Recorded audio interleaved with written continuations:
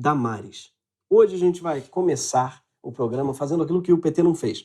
Autocrítica. Além de Frente Ampla, que também não fez. E da politização da classe média, também era importante ter feito. E o kit gay também. Teria sido super útil, né? Um kit gay. Uma regata, um bigode e um chinelo Raider. Sim, porque o gay de 2020 ele é o açougueiro dos anos 90. Mas vamos voltar à nossa autocrítica. Antes que a gente faça o esporte preferido da imprensa, que é a autocrítica dos outros. Então a gente vai fazer aqui um meia-culpa. No Greg News, nós sempre tratamos Damares como uma piada. Assim, na verdade, é um meia-culpa. Porque a gente nunca disse que ela era uma piada engraçada. Damares sempre foi uma piada meio que do SBT. Assim. Aquele personagem da Praça é Nossa. Né? Não parece? Qualquer momento ela vai olhar para a câmera e falar: menina veste rosa! Uhul! Dá sempre para imaginar, né? Do lado dela vai ter o Carlos Alberto da Nóbrega falando: ô, Damares, deixa disso, Damares. Essa Damares, é cada uma que me aparece. Olha o que a gente já falou sobre a Damares aqui no programa. Mas minha função aqui não é divertir ninguém. Isso eu deixo com a Damares.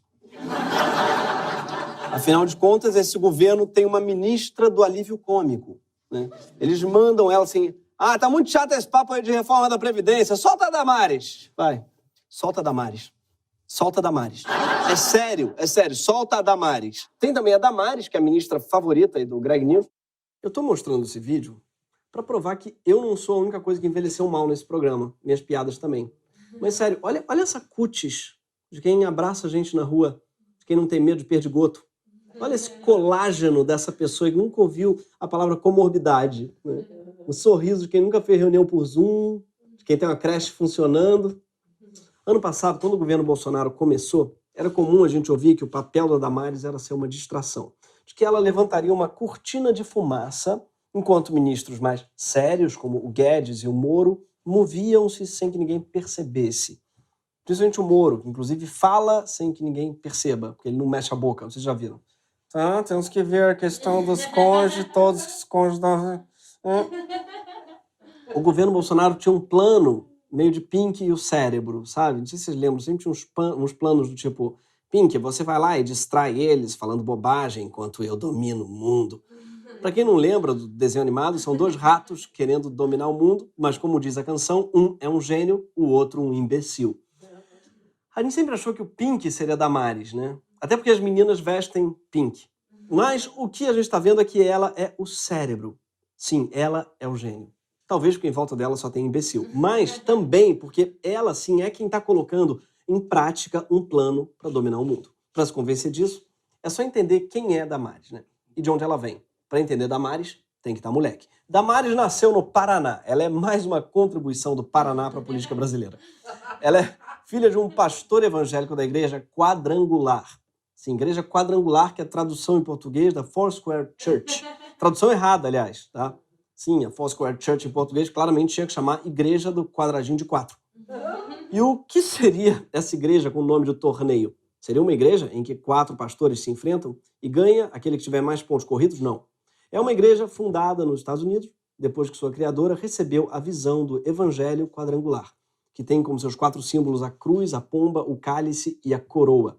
Essa visão que ela recebeu mostra que Deus usa o Windows 95. Porque olha o símbolo da igreja, parece um clipart, tá vendo? Deus, quando abre uma porta, fecha o Windows, provavelmente. Quando o culto dela começa a tocar, provavelmente, acho que eles devem ouvir essa música aqui.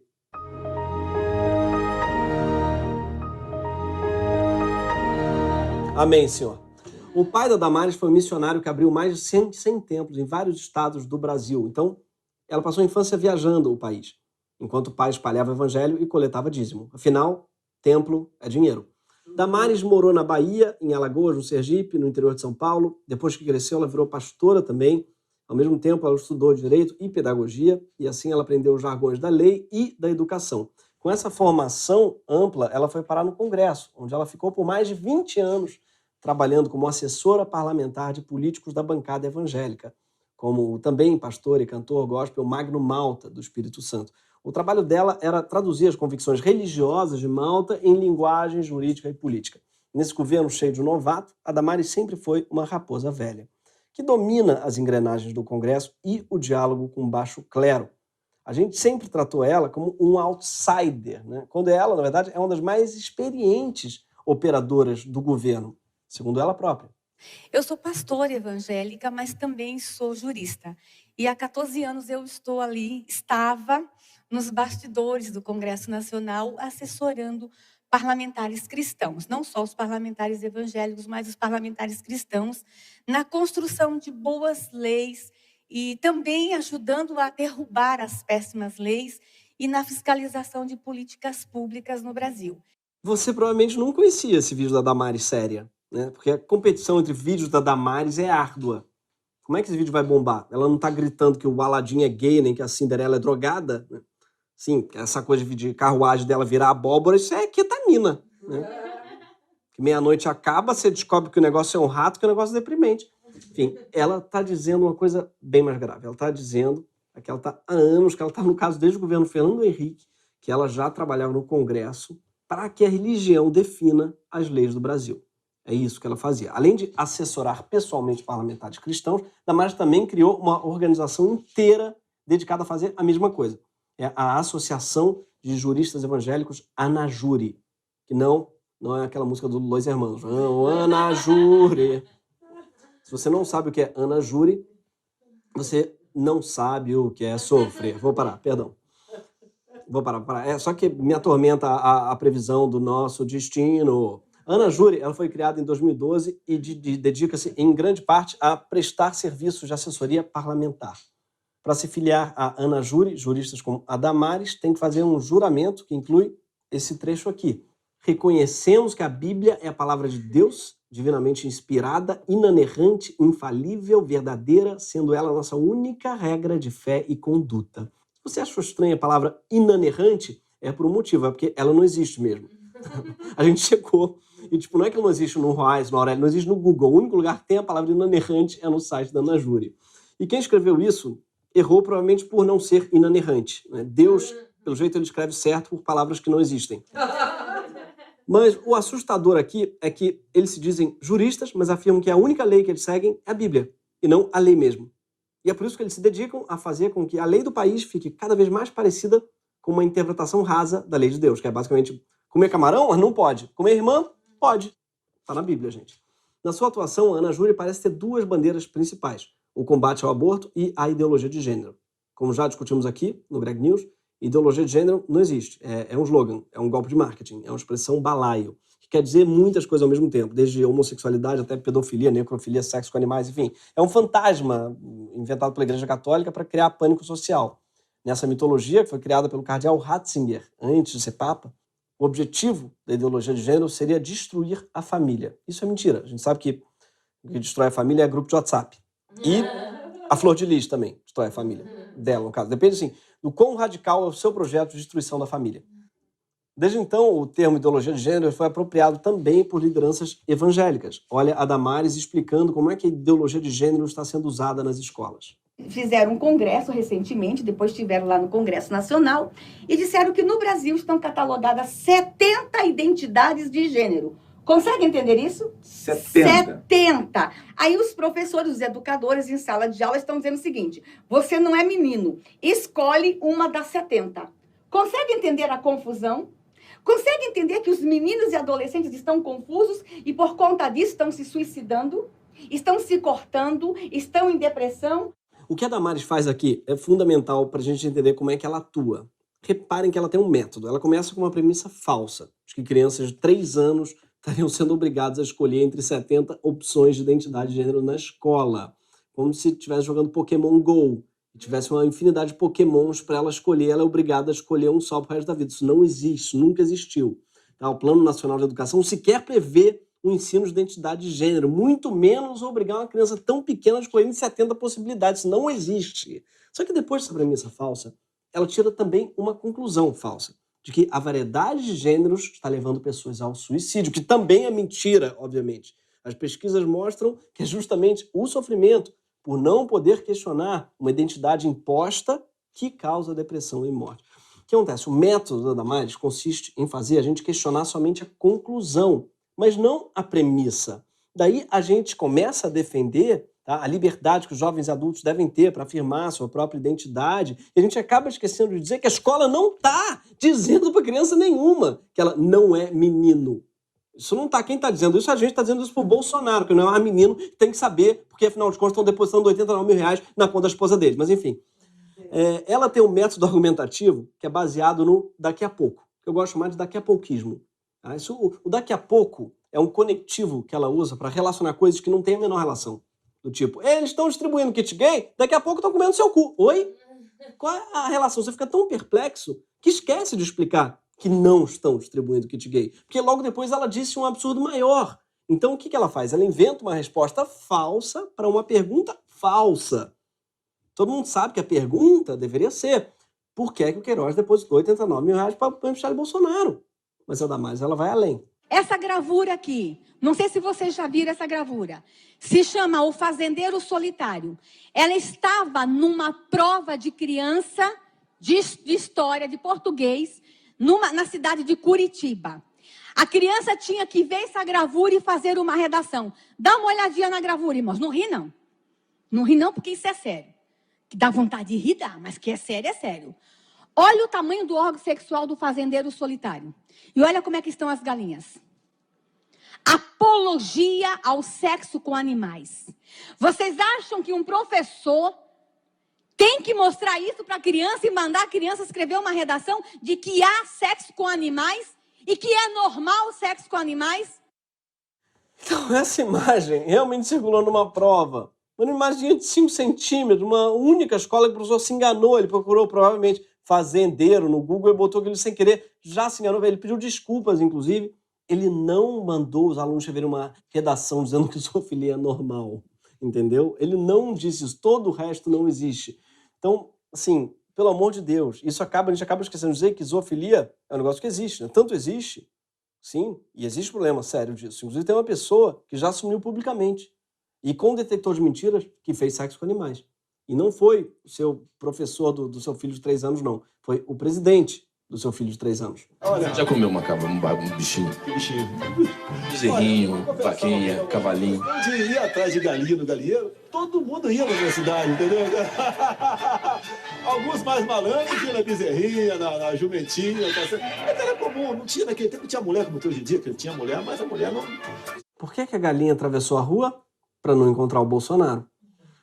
Sim, não sei se vocês ouviram tudo, mas o Bolsonaro procurava galinha porque ele não conseguia mulher. Esse foi o termo que ele usou. Tá bom? E é engraçado que ele mesmo diz que os mais espertos iam atrás de cabra. Ou seja, até entre os zoófilos ele é incompetente. É muito triste isso. Esse é o nosso presidente. Eu tenho muita pena da galinha. Que a gente sabe que não é fácil namorar o Bolsonaro. Daqui a pouco tá todo mundo te perguntando por que o Queiroz depositou 89 mil reais na sua conta, galinha? Galinha tadinha. Não tem nada a ver com isso.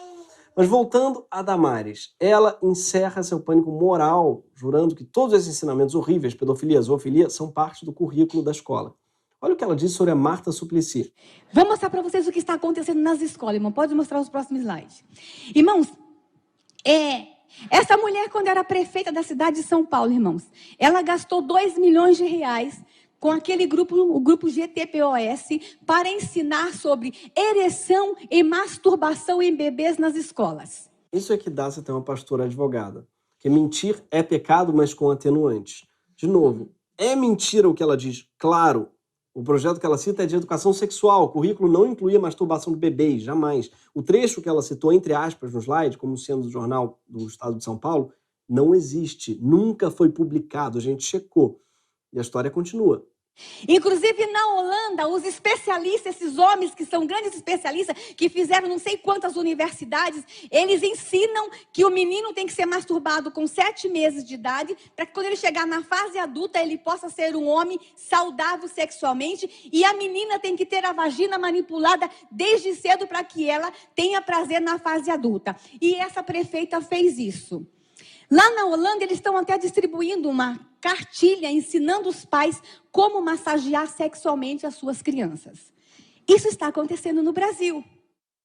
Essa história daí da Holanda, ninguém sabe nem de onde ela inventou, entendeu? Os outros você entende qual foi o começo da mentira. Essa daí realmente ninguém até hoje achou qual foi o ponto de partida para essa ficção. Inclusive essa fala dela virou notícia na Holanda, onde ficou todo mundo muito chocado com essa mentira. Que tem sim aulas de educação sexual lá, só que para aluno em torno de 11 anos e ninguém masturba ninguém.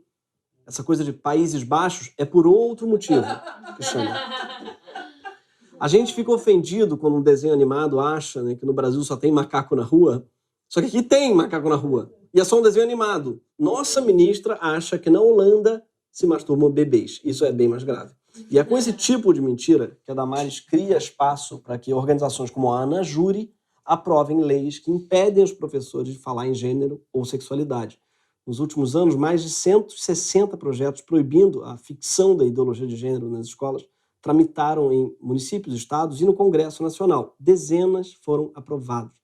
Esses projetos tornam muito mais difícil que crianças tenham aulas de educação sexual, como essa daqui. Vocês sabem o que é parte íntima? Eu sei, é coisa que só a gente pode ver. Isso, íntimo é aquilo que é só nosso. Só a gente pode. Então, aqui está a nossa parte íntima de cima. Eu não sei se eu escrevo o nome de cada parte.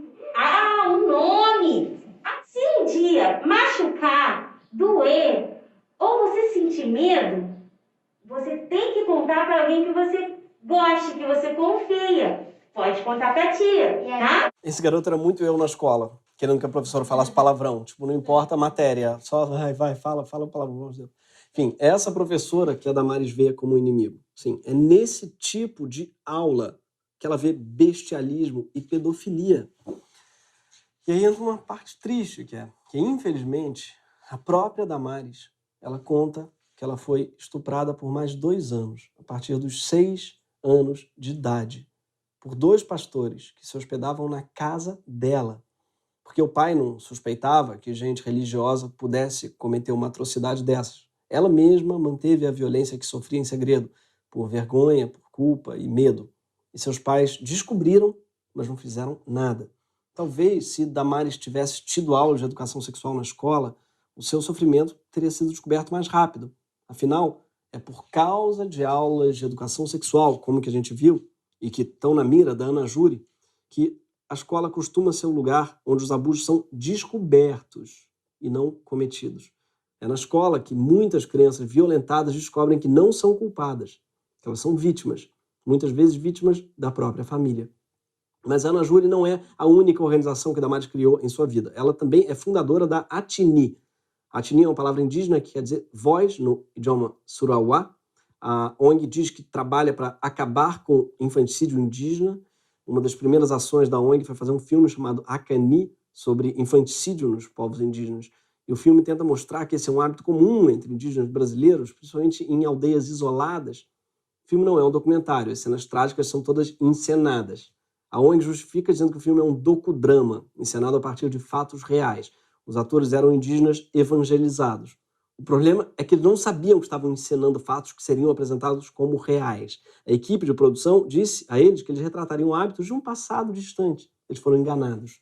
O objetivo do filme era fazer o infanticídio parecer um hábito comum e disseminado por muitos povos, quando, na verdade, os relatos são raríssimos e há muitas dúvidas sobre a veracidade deles.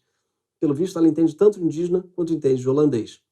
Em paralelo, um deputado da bancada evangélica redigia um projeto de lei que dava poderes para missionários denunciarem infanticídios, ou seja, dava autoridade a religiosos que entrassem em aldeias isoladas. E aí, em 2014, essa história foi parar no Fantástico, que passou uma reportagem extensa e chocante falando do infanticídio indígena, retratando como se fosse um problema comum. A reportagem era baseada na história de uma mãe evangelizada que afirma que teria fugido da aldeia para salvar a vida da sua filha. Naquela mesma noite, como se já estivesse a postos, né, Damares publicou um vídeo no YouTube. Olá, o Brasil todo acabou de assistir a reportagem do Fantástico na Rede Globo, que trouxe a público a realidade do infanticídio indígena. Que feio, FUNAI! Que feio, senhores antropólogos! É muito fácil ficar de trás de uma mesa, emitindo pareceres, emitindo laudos, dizendo que isso é cultura e que os índios têm direito de matar os seus filhos. Você que está indignado, você que está com compaixão, vamos escrever para a Câmara dos Deputados? Vamos pedir que a Câmara, esta semana, aprove o projeto de lei? É o mesmo método da Damares, de pedalada argumentativa. Ela inventa o problema, daí ela critica pessoas, por defenderem esse problema, depois ela propõe uma solução errada para o problema que não existe.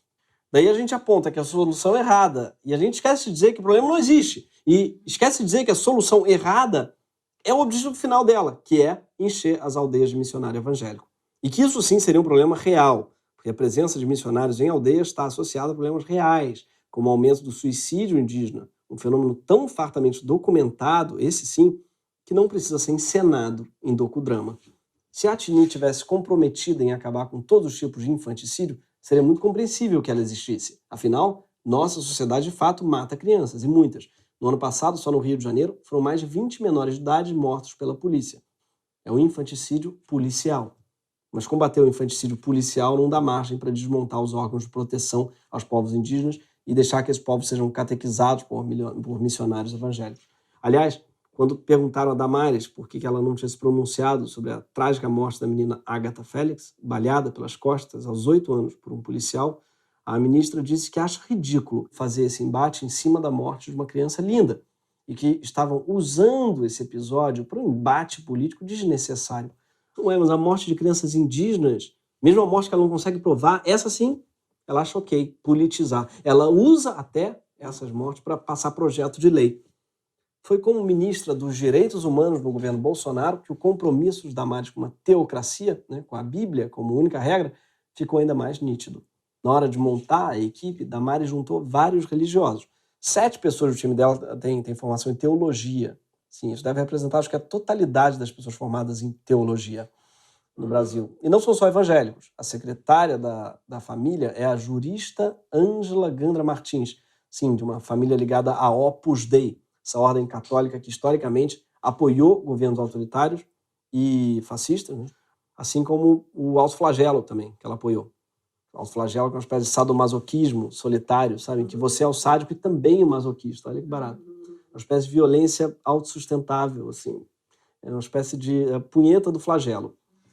Ao lado da tradicionalista reacionária católica Ângela, Damares nomeou a inovadora reacionária católica Sara Giromini, que prefere o apelido de Sarah Winter, ex-ativista feminista radical, que virou antifeminista fervorosa, convertida ao catolicismo. Segundo Damares, Sara é como uma filha para ela. Vê só esse vídeo que elas gravaram na campanha de 2018. Sara é mais que minha companheira de luta na defesa da vida e da família. Sara é como se fosse minha filha. É minha filha, né, Sara? É minha filha. Orgulho de ser amiga, parceira e mãe de Sara Winter. Você do Rio de Janeiro, que está preocupado com a defesa da vida, não tem outro nome no Rio de Janeiro, mulher pró-vida, Sara Winter. Conto com vocês, povo cristão no Rio de Janeiro. Minha amiga Sara Winter para deputada federal. Eu não sei vocês, mas depois da Flor de Lis, quando eu vejo uma pastora adotando um monte de gente por aí, eu já penso que vai morrer gente. Ai, meu Deus, isso não vai dar certo. Sara não está mais no Ministério da Família, nem na família da Damares, porque parece que a mamãe Damares deserdou essa filhinha por enquanto. Mas ela era uma das servidoras que fazia um papel duplo na equipe da Damares. Ela era paga pelo governo e fazia ativismo pró-governo na rua e nas redes sociais. Ou seja, tem todo um ecossistema de ativistas governamentais em volta do Ministério da Damares. Gente como Renan Senna, aquele cara que agrediu enfermeiros que estavam protestando por melhores condições de trabalho.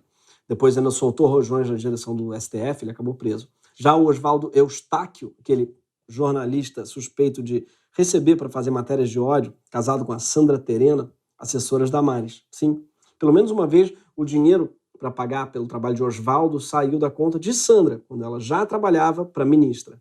Semana retrasada, a gente viu mais uma vez a influência de Damares. Mesmo sem muito orçamento e sem mexer em nenhuma lei, a gente descobriu que toda a celeuma em volta da menina de 10 anos, que precisou fazer um aborto legal, teve o dedo do seu ministério.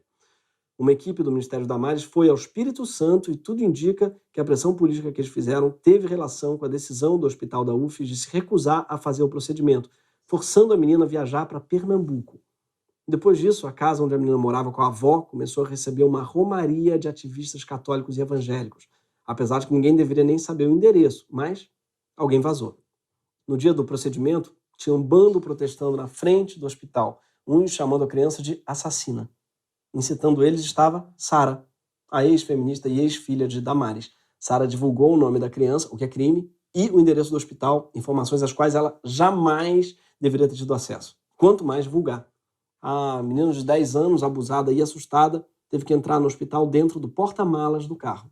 Não conseguiram impedir o procedimento. E nem tinham como, porque a lei estava do lado da menina, mas criaram um clima de intimidação a médicos, servidores públicos e famílias no Brasil todo, o que na prática acaba impedindo que outras meninas abusadas tenham seus direitos cumpridos caso precisem. É o resultado do projeto Damares. Primeiro, a gente impede o professor de falar sobre violência sexual, diminuindo as chances de abusos serem descobertos. Depois a gente dificulta o acesso das vítimas ao aborto legal, obrigando crianças a terem o filho de seus estupradores, né? E assim que a vida vai mudando concretamente, mesmo quando a lei não muda. E é por isso que o antropólogo Orlando Calheiros define o regime que a gente vive no Brasil de uma teocracia difusa. Difusa porque nossa Constituição ainda não é a de uma teocracia, mas na prática o regime já mudou. Como bem sabem os professores, com medo da palavra gênero, ou os gays com medo de andar na rua, os terreiros com medo de abrir as portas, as crianças acusadas de assassinato por serem estupradas. Até porque nesse país em que a política de segurança pública é facilitar para todo mundo comprar uma arma, qualquer um com um 38 pode se ver como um agente do governo ou da Damares. É claro que essa teocracia ela tende a ficar cada dia menos difusa, à medida em que ela se institucionaliza. Se ele conseguir terminar o mandato, Bolsonaro vai ter nomeado pelo menos 15 juízes da cúpula do judiciário, inclusive 2 no Supremo. Ele já preveniu que teria a intenção de indicar alguém terrivelmente evangélico para o STF. Certeza que a Ana Júri vai ser consultada muitas vezes. Quem sabe a própria Damares não é indicada. Ninguém do alto escalão do governo é tão qualificada para cumprir esse pré-requisito. Na política internacional, o Brasil já se assumiu teocrático. Ano passado, no Conselho de Direitos Humanos da ONU, a diplomacia brasileira votou junto com a Arábia Saudita e o Bahrein para enfraquecer a recomendação de que todos os países tenham educação sexual. Ou seja, o Brasil não está nem se alinhando aos países cristãos que votaram a favor da educação sexual. Ele está se alinhando às teocracias mesmo, às islâmicas. Damares é a grande ayatolá desse governo. Ela junta poder político com uma visão assumidamente fundamentalista e religiosa. Isso ficou bem claro naquela mesma reunião lá do 22 de abril. Aquela na qual Bolsonaro exigiu que o Moro protegesse a sua família e alertou os ministros que as suas hemorroidas corriam perigo. A reunião era para discutir um pacote para reerguer a economia. E aí Damares, bem assertiva, começou a falar. Eu preciso lembrar e eu preciso fazer sempre isso para que a gente não perca o foco, a questão de valores, ministro. Esse governo tem o pilar dos valores. Não se pode construir nada neste governo sem a gente trazer valores. Nessa hora que o Bolsonaro ficou vendo valores, acho que ficou nervoso, pensando que ia falar os valores de R$89 mil. Queiroz depositou na conta da Michelle. Mas na sua fala, Damares, ela enquadrou todo mundo. E olha o que ela diz para o ministro da Saúde. No auge de uma pandemia. Nós vamos ter que fazer algumas revisões de políticas públicas no Brasil, então, por favor, ministro, coloque aí a questão de valores. E quando eu falo valores, aí eu quero olhar para o nosso novo ministro aqui da Saúde e dizer, ministro, valores estão lá no seu ministério também. Neste momento de pandemia, a gente está vendo aí a palhaçada do STF trazer o aborto de novo para a pauta. E lá estava a questão de as mulheres que são vítimas do Zika vírus vão abortar. E agora vem o coronavírus. Será que vão querer liberar que todos que tiveram coronavírus poderão abortar no Brasil? Vão liberar geral? O seu ministério, ministro, está lotado de feminista que tem uma pauta única, que é a liberação de aborto. Quero te lembrar, ministro, que está chegando agora, este governo é um governo pró-vida, é um governo pró-família. Eu gosto que ela fala que o governo é pró-vida, olhando para o Tais, tadinho, que tinha o semblante mais pró-morte que eu já vi na vida. Mas não sei se perceberam que esse foi mais um exemplo de daqui a pouquismo. Agora em reunião ministerial, né? Qual foi a lógica? O pessoal quer liberar o aborto para feto anencéfalo, daqui a pouco vai liberar para Covid, daqui a pouco vai descobrir que o pobre ministro da Saúde já morreu, vou querer abortar ele também. Hoje está claro que a cortina de fumaça do governo Bolsonaro nunca foi a Damares. Ela não era um alívio cômico, ela era o desespero trágico mesmo. Assim como ela nunca foi uma ministra ideológica. Ideológico é o Moro. Era cheio de convicções, mas não conseguiu operar o Estado em nada na sua cruzada contra a corrupção. Piada mesmo é o Paulo Guedes, fundamentalista do mercado que não conseguiu convencer nem o Bolsonaro da sua agenda. Damares não. Damares é profissional. Damares é a verdadeira ala técnica do governo Bolsonaro. Ela tem a experiência, o currículo e o talento para mobilizar não só o governo, mas a sociedade em direção a um objetivo, a teocracia. Seu inimigo é o Estado laico, e ela está combatendo esse inimigo de dentro do próprio Estado. E em defesa dela, ela nunca escondeu que esse era o plano. Chegou a nossa hora. Chegou o nosso momento da gente avançar. É o momento da igreja ocupar a nação. É o momento da igreja dizer para a nação a que viemos. É o momento da igreja apresentar boas ideias de políticas públicas. É o momento da igreja governar. É a nossa hora. Pois é, esse foi o Greg News.